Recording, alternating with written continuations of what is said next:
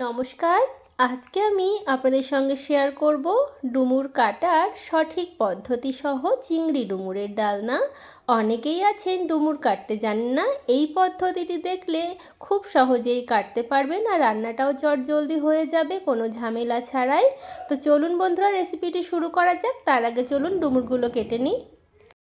দেখুন বন্ধুরা, এখানে ডুমুর নিয়ে নিয়েছি আর ডুমুরগুলো কিন্তু বেশ বড় বড়, দেখুন, আশা করি দেখেই আপনারা বুঝতে পারছেন। তো চলুন আমি কিভাবে এই ডুমুরটা কাটছি সেটাই আপনারা দেখতে থাকুন। তো চলুন ডুমুরটা কেটে নিই। খুব সহজেই দেখবেন ডুমুরটা আমি কেটে নিচ্ছি।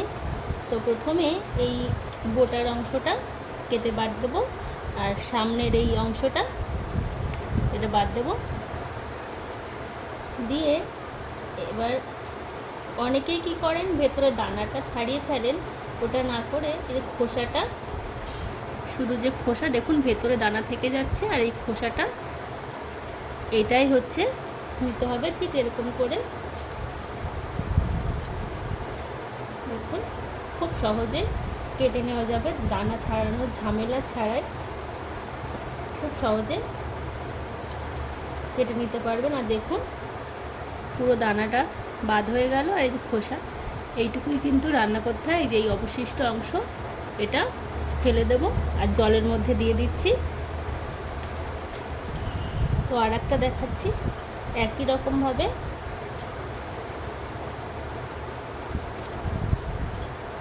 খোসা নিয়ে নেব ছাড়িয়ে। এটা খেতে কিন্তু ভীষণ ভালো লাগে। অনেকে ডুমুর কাটার ঝামেলার জন্য খেতে চান না, কিন্তু এইভাবে একবার ট্রাই করতে পারেন বন্ধুরা, খেতে কিন্তু ভীষণ ভালো লাগবে। তো দেখুন আমি কিন্তু ডুমুরগুলো কেটে নিচ্ছি। আর বন্ধুরা পাখা চলছে, পাখার শব্দ একটু কানে লাগতে পারে, প্লিজ স্কিপ না করে ভিডিওটা দেখে নেবেন। দেখুন একটুও দানা থাকছে না, এরকম করে কেটে নিলে খুব চটজলদিও কাটা হয়ে যাবে।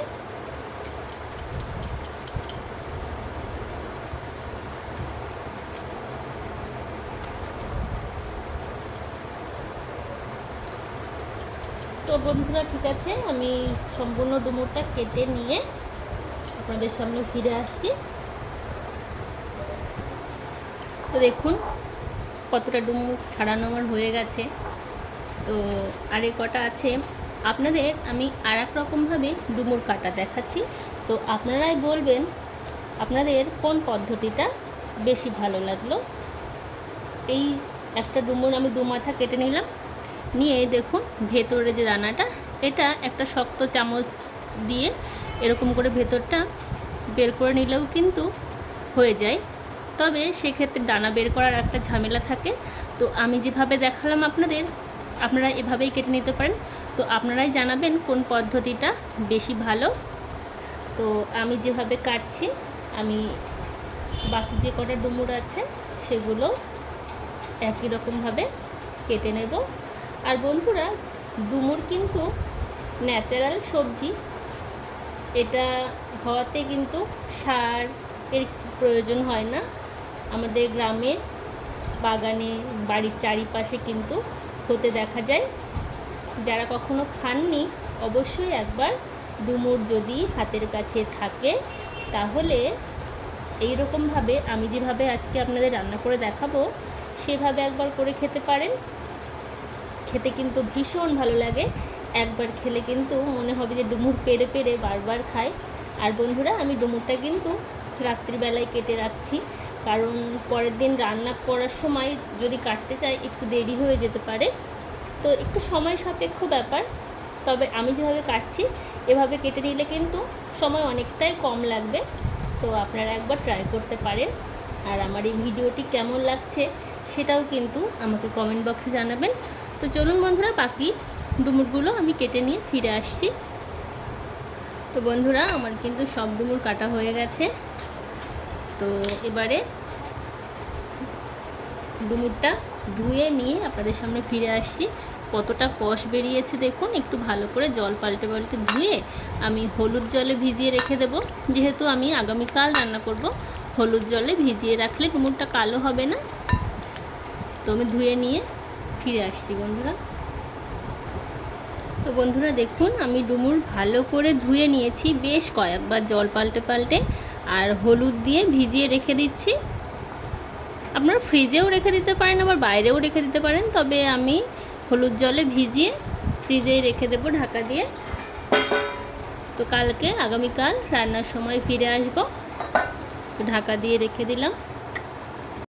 বন্ধুরা আপনারা তো দেখলেন, ডুমুর কেটে আমি হলুদ জলে সারা রাত রেখে দিয়েছিলাম। যেহেতু আজকে রান্না করব, সেই জন্য গতকাল কিন্তু আমি ডুমুর কেটে হলুদ জলে ভিজিয়ে রেখেছিলাম। দেখুন একটু কালো হয়নি।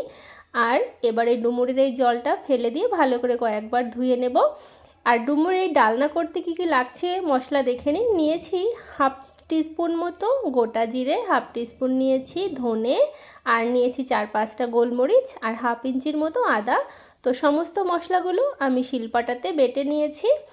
আর এখানে দেখুন বন্ধুরা, আমি একটা মিডিয়াম সাইজের আলু খোসা ছাড়িয়ে এরকম ছোট ছোট করে ডুমো ডুমো করে কেটে ভালো করে ধুয়ে নিয়েছি।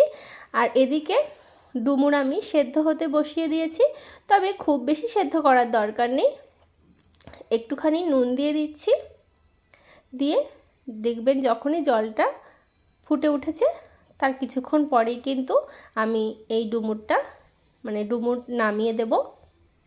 তো ডুমুর আমি কিন্তু জল ঝরাতে দিয়ে দিচ্ছি।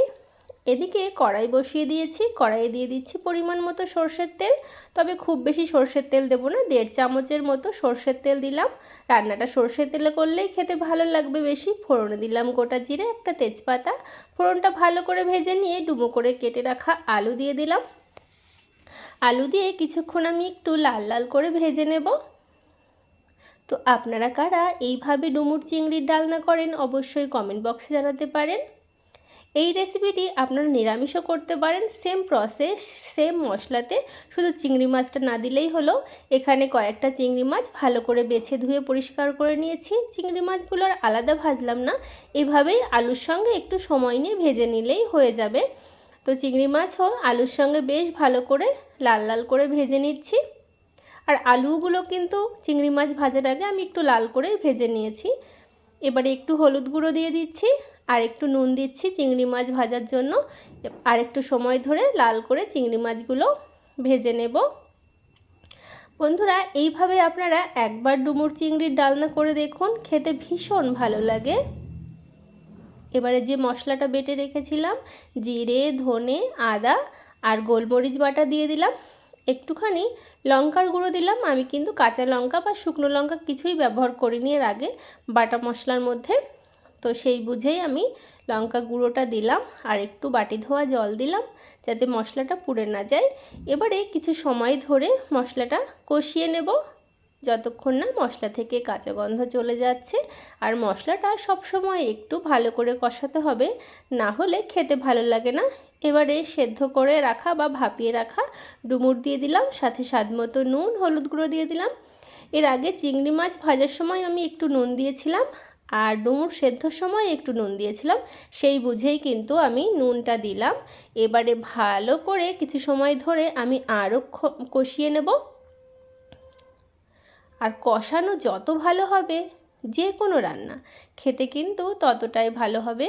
আর এই রান্নাটা কিন্তু খুবই কম তেল মশলায় হবে। আর ডুমুর খাওয়া কিন্তু আমাদের শরীরের পক্ষে ভীষণ ভালো। এবারে ভালো করে কষিয়ে নেওয়ার পরে আমি উষ্ণ গরম জল দিচ্ছি। উষ্ণ গরম জল দিলে এই রান্নার যে কোনো রান্নারই স্বাদ কিন্তু চেঞ্জ হয়ে যায়, খেতে ভীষণ ভালো লাগে। ঝোলটা আমি একটু বুঝেই দিয়েছি, তবে এতটা ঝোল থাকবে না। ঝোলটা ভালো মতো ফুটে উঠেছে। এবারে ঢাকা দিয়ে রেখে দেব, যতক্ষণ না ডুমুর আলু ভালো মতো সেদ্ধ হচ্ছে ততক্ষণ ঢাকা দেওয়া থাকবে। কিছুক্ষণ পরে ঢাকনাটা তুলে নিচ্ছি। তো আপনারাই দেখুন, আলু ডুমুর কিন্তু খুব ভালো মতো সেদ্ধ হয়ে গেছে। আপনাদের যদি এই রেসিপিটি ভালো লাগে তাহলে অবশ্যই লাইক, শেয়ার, কমেন্ট, সাবস্ক্রাইব করে পাশের বেল আইকনটা প্রেস করতে একদম ভুলবেন না। একটু টেস্টের জন্য চিনি দিচ্ছি, চিনিটা আপনারা স্কিপও করতে পারেন। তো চিংড়ি মাছের যে কোনো রেসিপিতে একটু চিনি দিলে স্বাদটা ভালো খোলে।